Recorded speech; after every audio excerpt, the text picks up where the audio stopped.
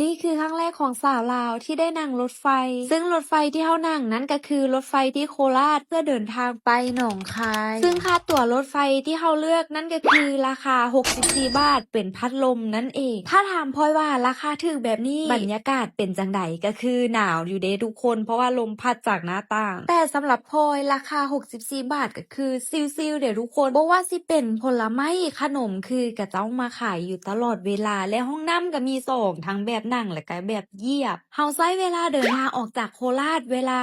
6:20 นาทีแล้วฮอดหนองคายเวลา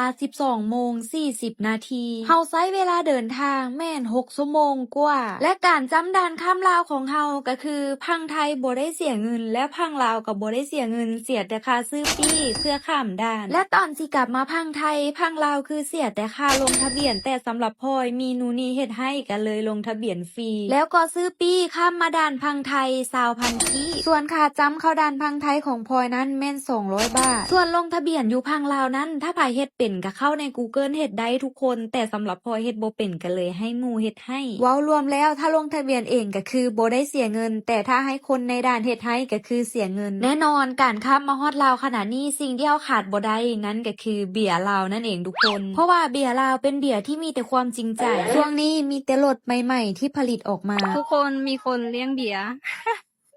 เลี้ยงยังโอเลี้ยงเบียร์